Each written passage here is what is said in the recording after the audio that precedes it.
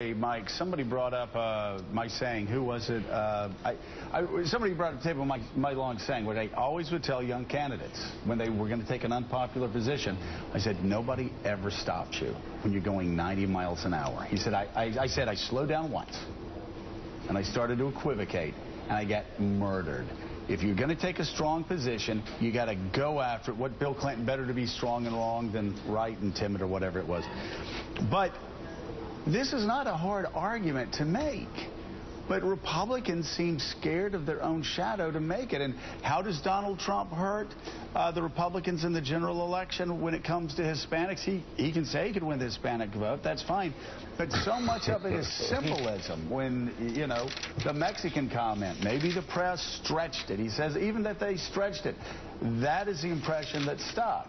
The battle with well, first of all, suing Univision. That's an impression that stuck.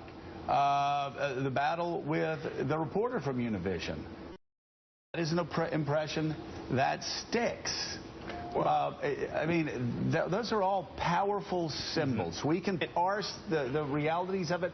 Those are powerful symbols that a majority of the Hispanics in America that are going to vote will not forget. Joe, the reality. Wait, Joe, hold on 1 second. I'm going to go to Barnicle, and then Jonathan wants to talk, and then to you, Walter. Mike, go. I mean, the reality of it is that Donald Trump, with every statement, especially on immigration and Hispanics, whatever, has dragged a lot of the candidates running against him toward him, and they've estranged themselves from reality. I mean, the preposterous idea of a wall across Canada, the preposterous idea that you're going to build a wall, really, in the southern border. Here's a great example. Okay, so and here's what happens.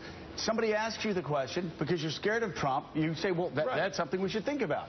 The next day, they have to scramble and say, oh, no, we're not for a wall in Canada, but that will stick. Instead of saying, no, why the hell would we do that? Yeah, and the idea that we're going to take 11 million immigrants and deport them. We can't even... It's impossible. The point I wanted to make is that in the GOP autopsy that was put out in 2013 on the Republicans' loss in 2012, there was a quote from Dick Armey that speaks to what you were talking about, Joe, and what you were talking about, Barnicle, and that is, paraphrasing, you can't expect a girl to go with you to the prom if you keep calling her ugly.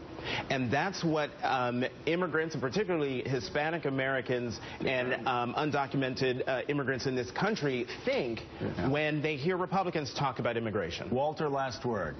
When you talked about Mr. Ramos being cut off and argued with at the press conference, it was worse than that. It was a typical Donald Trump thing where he had bodyguards, bullying bodyguards, grab the guy and throw him out. And that just became symbolic, both of the bullying type of approach, but also what he's talking about on immigration. This is a really respected guy, the Univision